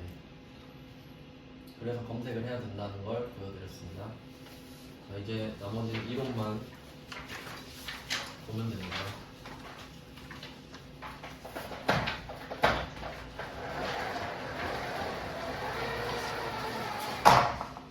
역시 쉬운 거 위주로만 볼게요. 이제 파악하셨잖아요. 이론 볼 시간이 많이는 없다는 걸. 그래서 진짜 쉬운 것만 봐야 돼요. 진짜 쉬운 것만 볼게요. 1번은 자본이니까 제끼고 2번은 꼭 푸셔야 됩니다. 2번은 이거 엄청 간단한 두 개의 문제인데요. 제품을 판매하기로 약정하고 계약금. 그럼 여기서는 판매 계약금 이렇게 세트가 되겠죠. 판매 계약금. 그럼 물건을 팔기로 했으면 돈 받으셔야 되죠? 그럼 계약금이니까 먼저 받았겠죠? 선수금 이렇게 돼야 되잖아요. 그러니까 일단 찍어도 1번, 2번 중에 찍어야 되는 거죠. 자, 그리고 뭘로 받았냐 하니까 당좌 수표로 받았대요. 현금이죠. 수표 받으면 무조건 현금이에요. 당좌 수표 받아도 현금이고 자기압 수표 받아도 현금입니다. 그럼 답이 1번이죠. 이 정도는 맞춰주셔야 됩니다. 네, 이번에 1번 확인하고 넘어가고요. 그 다음에 3번 가볼게요. 이것도 좀 할만할 것 같은데. 3번 문제는 기말 재고자산을 실제보다 과대 계상했다 돼 있죠. 그럼 여기서 포인트는 자산을 과대 계상했다예요. 왜냐면 재고자산도 자산이잖아요. 그러면 자산이 실제보다 그럼 이거 답이 일단 1번은 확실히 맞아야 돼. 1번 찍으면 안 되죠. 그리고 자산이 커지면 이제 자본도 커집니다. 한번 논리적으로 따져볼까요? 이런 문제는 꼭 맞히셔야 되는데. 자, 차변이 자산, 그다음에 부채, 자본 이렇게 있잖아요. 그럼 지금 여러분이 자산을 원래보다 더 많이 잡으신 거예요. 그리고 생각을 해보세요. 재고자산을 많이 잡았는데 별말 없으면 부채가 느는 건 아니거든요. 그래서 지금은 이렇게 늘었다고 봐야 맞아요. 왜냐면 부채 이야기를 안 하잖아요. 그럼 그냥 이렇게 자산이 커진 거죠. 그러면 자본도 커진 거잖아요. 둘이 세트입니다. 왜냐면 부채가 늘었단 말이 없으니까 그래요. 그러면 일단 1번은 맞고 자산이 과대 계상된 건 맞고 2번 자본은 어때요? 자본이 과소될 이유가 없죠. 2번이네요. 이 정도 수준은 꼭 맞히셔야 돼요. 1번은 뭐 자본이라서 넘어갔는데 그러면 뭐 3번, 4번은 볼 필요도 없는 거죠. 네, 다행히 그러네요. 그 다음은 이제 4번 무형자산은 한번 알려드린 적이 있는 것 같으니까 거의 똑같거든요. 한번 볼게요. 자, 1번에 무형자산의 상각은 합리적인 방법을 적용할 수 있다. 근데 내가 선택장애다. 그러면 정액법을 적용한다. 이거 중요 표시해 볼게요. 4번에 1번. 이거 그대로 많이 나옵니다. 그러니까 두 가지가 있는 거죠. 합리적인 방법을 내가 고를 수 있으면 그거 하는 거예요. 정액법이든 정률법이든. 근데 내가 뭔지 모르겠다. 그럼 그냥 정액법을 쓰기로 되어 있어요. 둘이 세트고요. 그 다음에 2번. 이것도 제가 강조해 드렸었는데 영업권이 시험에 잘 나오거든요. 영업권은 제가 P라고 말씀드렸어요. 그냥 돈 더 주고 산 거 있잖아요. 근데 돈을 더 주고 산다는 것 자체가 외부에서 구입을 했다라는 거죠. 그러니까 영업권은 제가 이렇게 설명드렸어요. 영업권이라는 말이 있으면 이게 곧 프리미엄 P니까 앞에 이게 생략돼 있어요. 외부에서 구입한. 이게 무조건 생략됩니다. 그래서 앞으로 영업권 보시면 이거 같이 보셔야 돼요. 영업 외부에서 구입한 영업권 이렇게 보여야 된다고요. 그럼 여기서 내부적으로 창출한 영업권은 말이 안 되는 거죠? 이미 모순이 됐죠? 그러니까 틀린 거예요. 아니 인정되지 않는다면 맞네. 그러니까 내부적으로 창출된 영업권 자체가 틀린 말이란 소리예요. 근데 여기서는 그게 자산으로 인정 안 된다고 했으니까 맞는 거고. 그러면 일단 1번도 맞고 2번도 맞고. 그 다음은 4번을 먼저 볼게요. 이것도 좀 잘 나오는데 무형자산은 잔존가치가 없는 것을 원칙으로 한다. 왜냐면 형체가 없잖아요. 원래 형체가 없으니까 원칙으로 하는데 원칙이니까 예외도 있을 수는 있겠죠. 근데 예외를 물어보진 않아요. 그냥 예외가 있다 정도만 물어보는 거지. 그러면 답이 3번이거든요. 자, 그러면 4번은 잔존가치를 물어보는 거고 3번은 상각기간을 물어보는 거거든요. 얘는 한번 읽어보면 상각기간은 독점적 배타적인 권리를 부여하고 있는 관계 법령이나 계약에 정해진 경우. 이걸 쭉 표시할게요. 독점적부터 경우까지 표시해보세요. 독점적 배타적인 권리를 부여하고 있는 관계 법령이나 계약에 정해진 경우. 이거 표시하셨죠? 그리고 밑에다가 예외적인 경우 이렇게 쓸게요. 예외적인 경우 이렇게 쓸게요. 그리고 얘는 뭘 물어보는 거냐면 무형자산의 상각기간을 물어보고 있잖아요. 그 얘도 원칙이랑 예외가 있거든요. 그럼 원칙은 뭐냐면 20년이에요. 그러니까 20년 이하.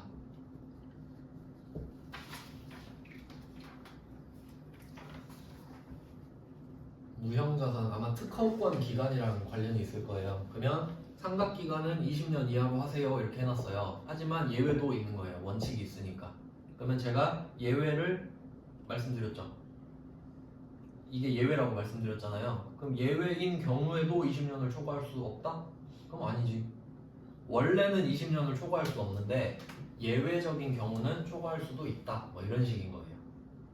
그럼 3번이랑 4번이랑 그게 그거죠. 그러니까 말장난이거든요, 사실. 이 정도는 똑같이 나오니까 무형자산도 꼭 그 공부해서 맞춰주세요. 그 다음은 5번으로 가겠습니다. 단기 투자 자산. 이거 조금 난해한데. 단기 투자 자산은 일단 지금 제가 봤을 때 단기 투자 자산은 1년 만기 정기예금이랑 단기 매매증권이거든요. 답 한번 확인해 볼게요. 맞네. 이 문제는 좀 풀기 난해한 것 같아요. 얘는 그냥 제낄게요. 가성비가 안 좋습니다. 5번은. 6번은 꼭 맞히셔야 돼요. 6번은 여러분이 반드시 맞춰야 됩니다. 비유동 체크할게요. 비유동. 비유동은 장기랑 같은 말이죠. 즉 이 말은 여러분이 부채가 있다는 소리는 돈을 갚아야 되는 건데 내년까지는 안 갚아도 되는 거예요. 비유동이면 내후년부터 갚는 겁니다. 자, 그럼 하나씩 볼게요. 사채는 회사채죠. 회사채는 이제 그 문제만 봐도 보통 3년 이상으로 나오거든요. 그래서 회사채는 기억해 두세요. 비유동 부채의 기본입니다.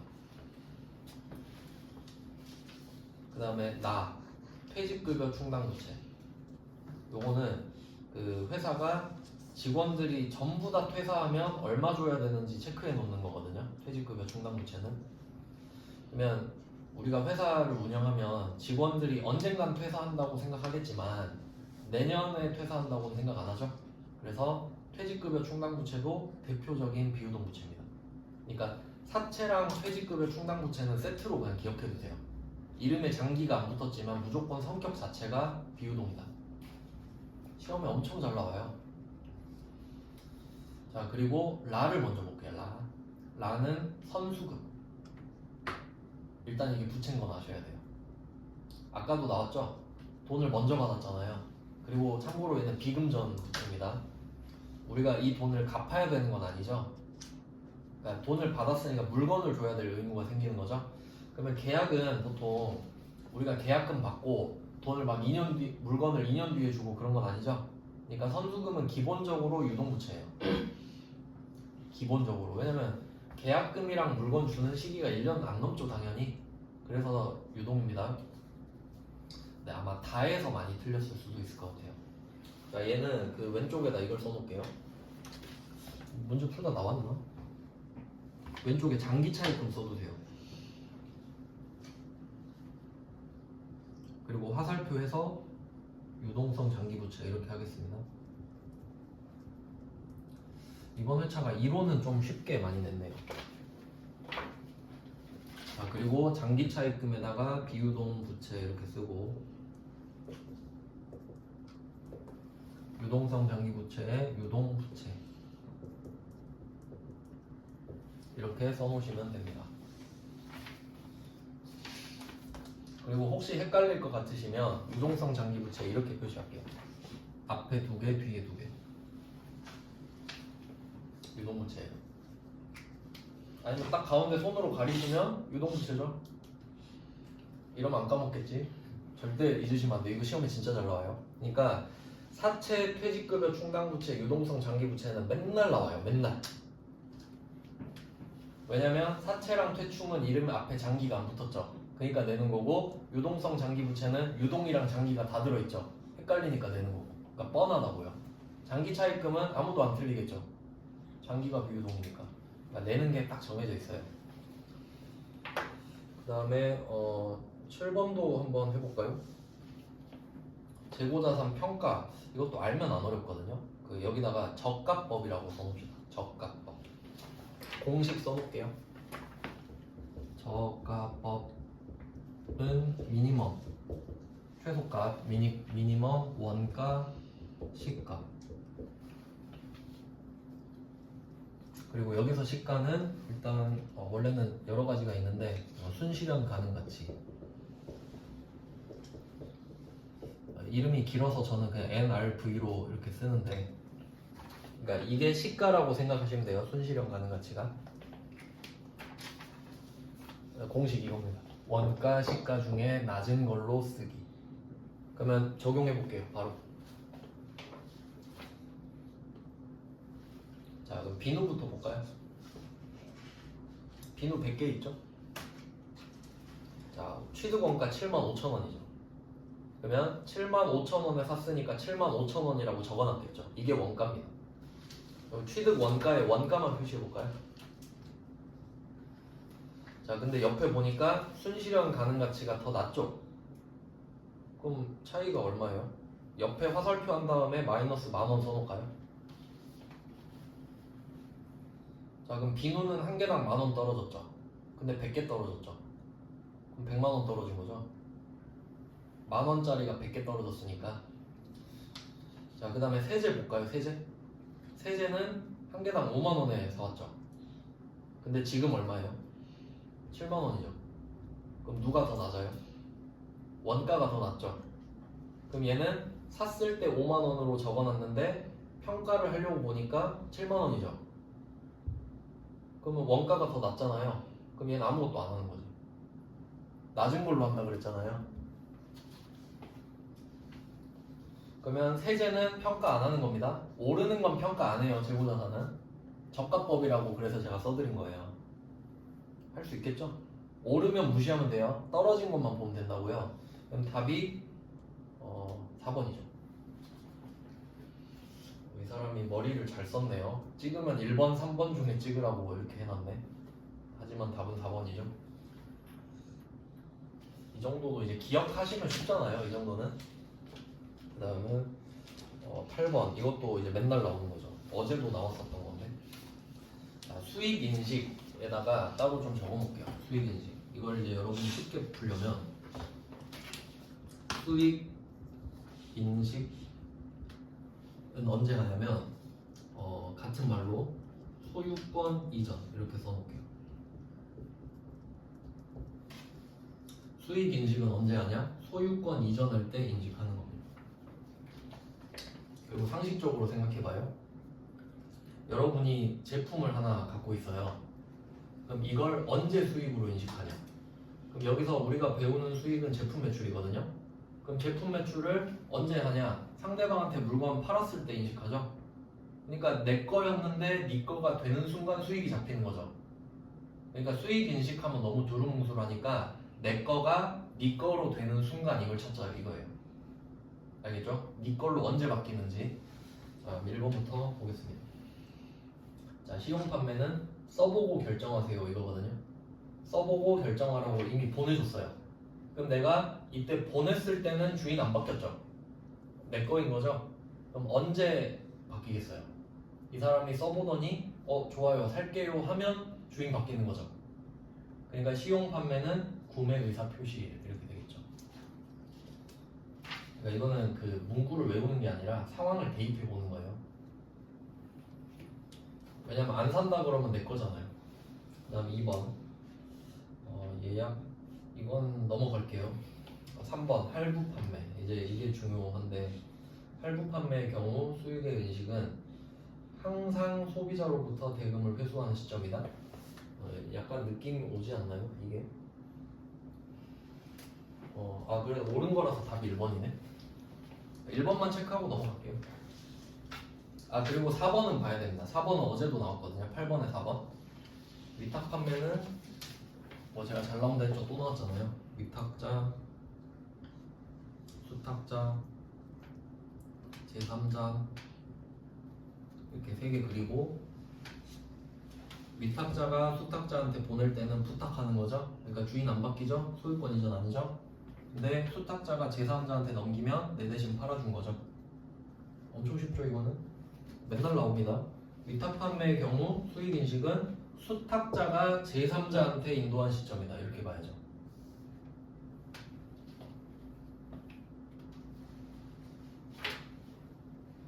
그리고 2번, 3번은 일단 제낄게요. 여기선 1번, 4번은 꼭 챙기셔야 됩니다.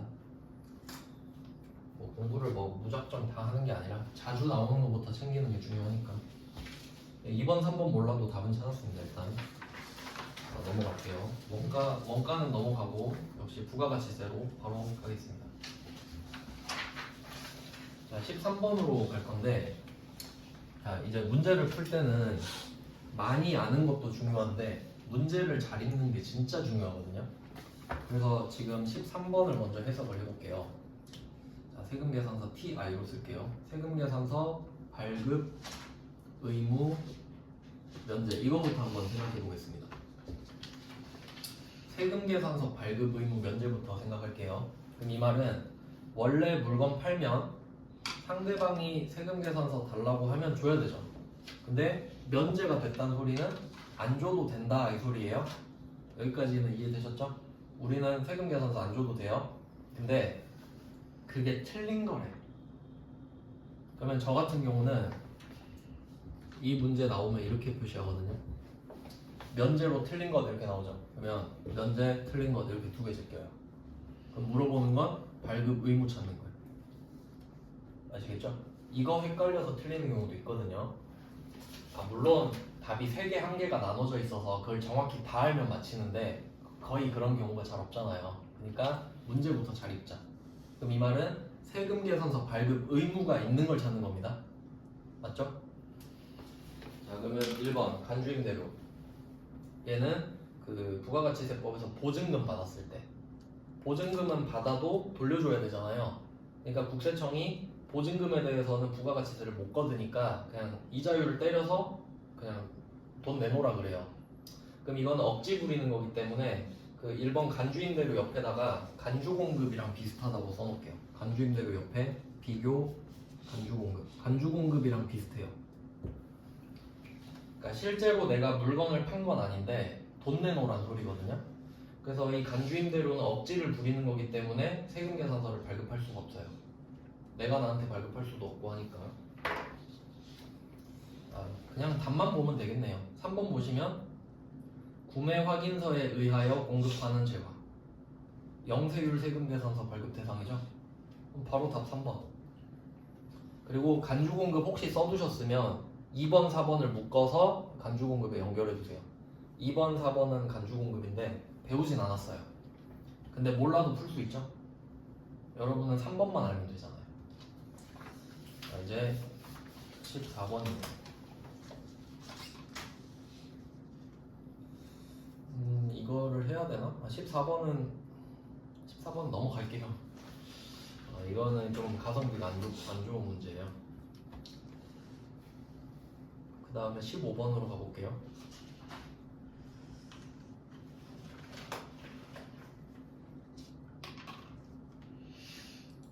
여기서 이제 중요한 게 15번에 4번은 좀 잘 나오거든요. 15번에 4번은 좀 중요 표시해 놓겠습니다.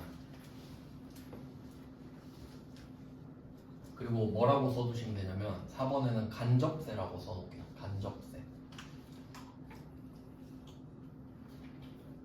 그래서 표시를 좀 해보면 4번에 납세 의무자 사업자, 납세 의무자 사업자, 그리고 끊고 담세자 최종 소비자. 그럼 보면 부담하는 사람이랑 납세하는 사람이랑 다르죠. 이런 걸 간접세라 그러거든요. 그러니까 부가가치세 특징 중에 엄청 중요한 특징이니까 잘 나와요. 그래서 일단 15번에 4번은 맞다라고 보시면 되고,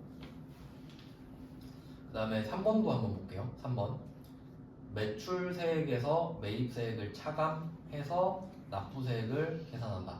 그리고 괄호 안에 환급이 붙어있는 거는 매출에서 매입을 빼는데 매입세액이 더 클 수도 있죠. 그럼 환급이 뜨니까 괄호 안에 환급이 있는 거예요. 그러면 3번도 맞는 말이에요. 자, 그리고 이제 2번으로 가보시면 맞히실 수 있을 것 같은데, 납세 의무자는 개인 사업자나 영미법인인가요? 어제 우리가 했었나? 납세 의무자는 간이과세자랑 일반과세자죠? 그러니까 개인 법인의 경우가 아니잖아요. 그래서 아예 틀린 말입니다. 답을 찾을 필요도 없어요. 납세 의무자는 일반 과세자, 간인 과세자 이렇게 해야 맞아요. 일단 15번에 2번이 답이고 뭐 1번은 맞는 말일 텐데 15번에 1번 법률상 면세 대상으로 열거된 것을 제외한 건 다 과세다.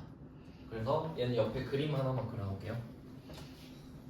이게 그림을 그려가지고 중간에 면세 하나 그리고 나머지 다 과세. 이걸 말하고 있는 거거든요. 그러니까 면세로 열거된 거 빼면 다 과세다. 즉 면세만 알면 과세를 찾을 수 있다 이 말이에요. 이 정도면 일반적인 거니까 할만하죠.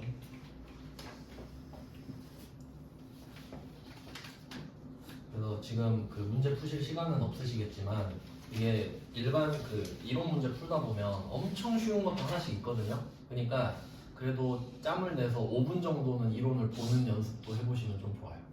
눈에 걸리는 거 한 2개만 풀어도 이득이니까. 그러니까 너무 그 붕괴만 하지 마시고 이론을 먼저 한번 훑어본다든가 시간을 좀 할애하는 것도 전략이 돼요. 그럼 2-3개 얻어 걸리면 엄청 좋은 거잖아요. 나와야 할 텐데. 근데 이게 계속 쌓입니다. 의미가 없어 보여도 계속 쌓이면서 원래 공부가 콩나물 크듯이 하는 거랬어요. 물이 다 빠지는 것 같아도 콩나물이 막 자라잖아요. 저도 그렇게 공부를 했고 고생하셨습니다. 고맙습니다.